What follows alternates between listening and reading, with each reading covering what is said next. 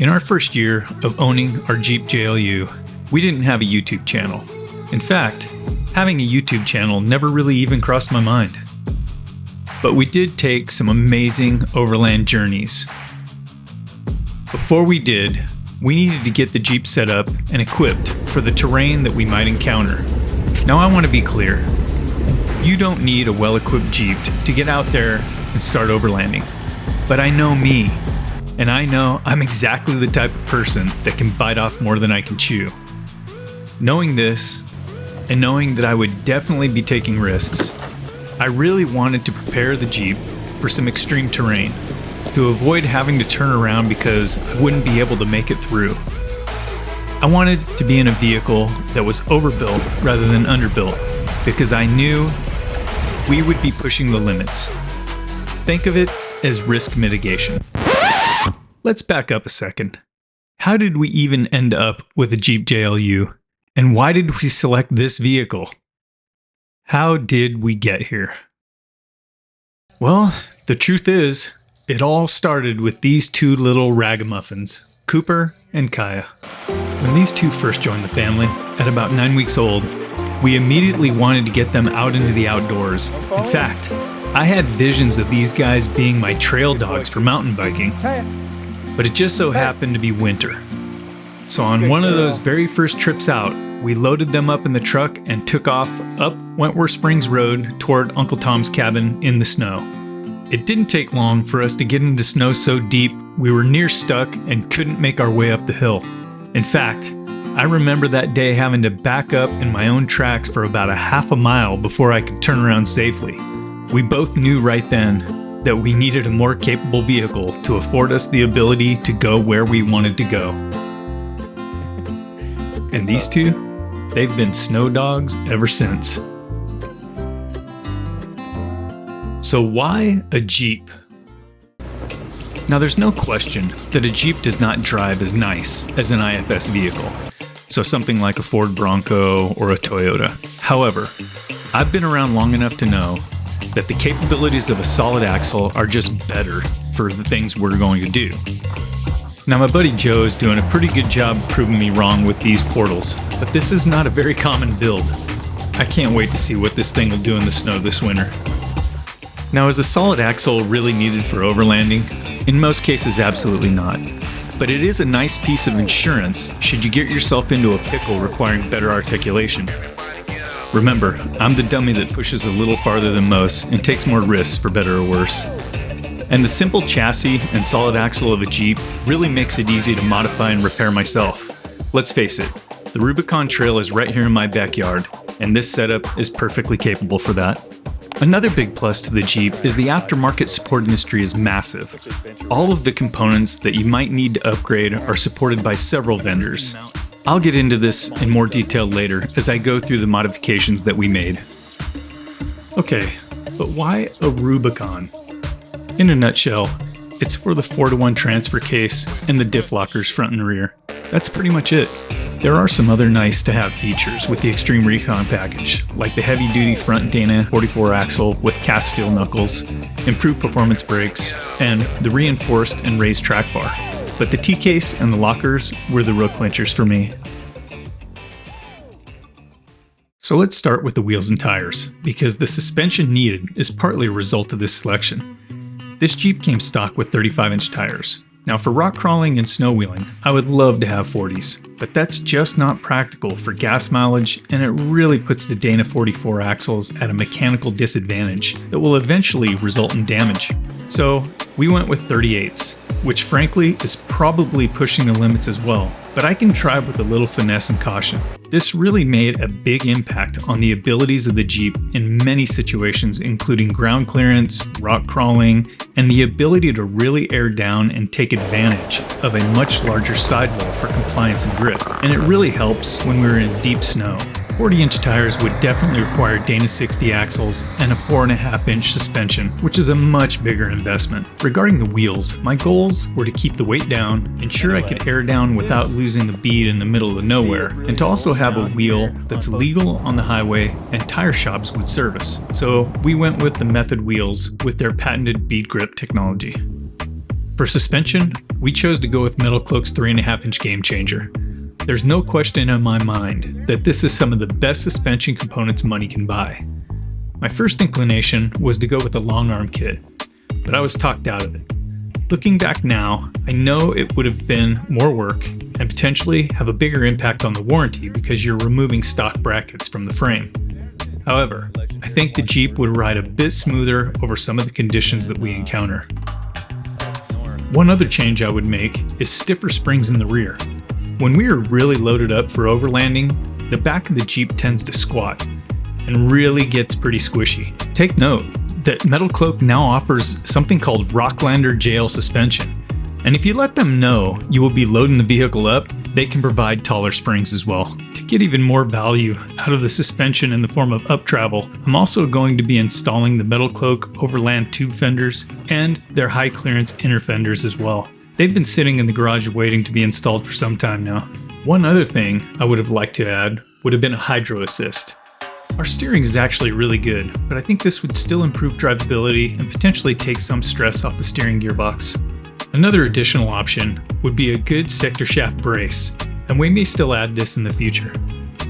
So let's not forget who all this was for. It was about getting out into the wild with these two hooligans. That meant we needed to make room in the Jeep for them to ride and sleep comfortably. In other words, we needed to get rid of the rear seat and add a platform. I love you, Mr. Cooper. You good boy. We chose to go with the cargo dog storage solution. This is one of the most important modifications we've made to our Jeep build for two reasons. First, it provides enough room for two 80-pound dogs to sprawl out and sleep without having to lay on each other. And it's at the perfect height for them to be able to stand or sit and look out the windows. We know how dogs love to stick their heads out into the wind and enjoy the outdoors. I mean, come on, this is what it's all about. Second, this provides us with tons of storage in the form of 3 easily accessible compartments with large doors.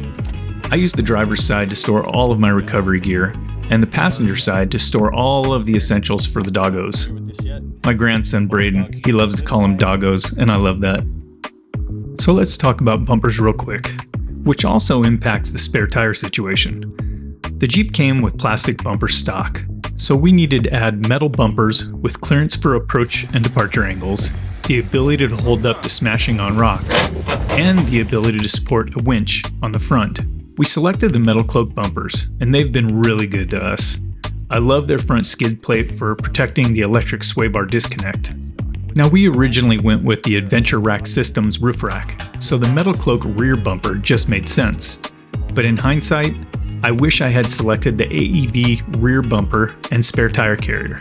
There are several things I don't like about the spare tire situation.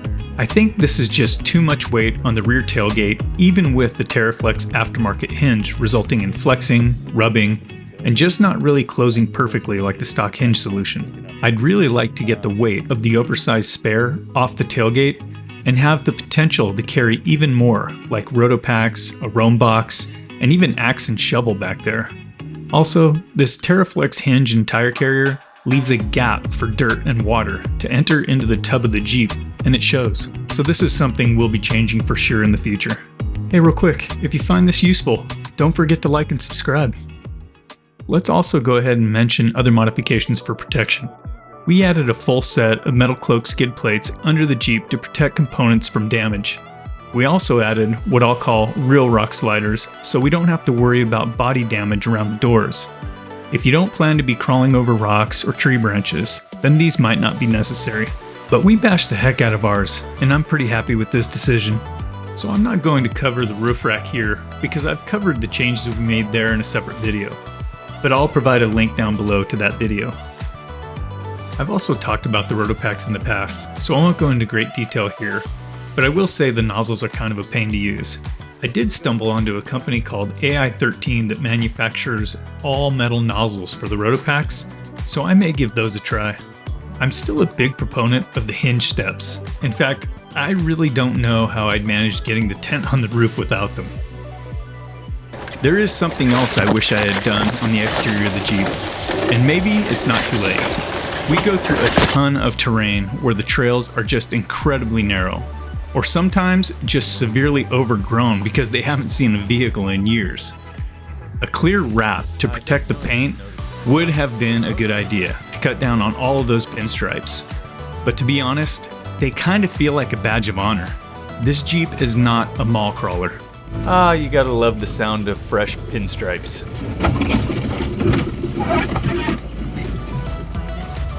What's up? Let's go back to the interior for a minute. I know this isn't directly related to the dogs, but I want to give you my thoughts on the camp kitchen and organization we've done in the back of the Jeep after 18 months. A big part of this is the American Adventure Labs drawer system, fridge slide, and shelf, along with the Trailgater tailgate table.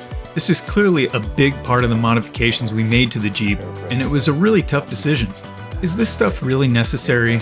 No, you could probably get by with some plastic totes and bins for everything, but does it make life easier and more efficient when we're out in the wild? Oh my god, 1000% yes. Having things organized and accessible without having to dig through bins just results in more time exploring and enjoying the experiences, and less time searching for that misplaced item. Now, are there negatives? Yeah, this stuff is just plain expensive. If you have the means and the time to build your own, you could probably save yourself a ton of money here. Number 2, although this stuff doesn't make noise when we're loaded up, when the drawers and fridge are empty, the guides rattle and squeak. I wonder if the goose gear stuff is quieter, but I've been told they all do this. Number 3, accessibility to the small storage compartment under the floor is more difficult. So we end up putting things in here that we just don't need to get to very often. This would be a great place for a secondary power supply or battery system.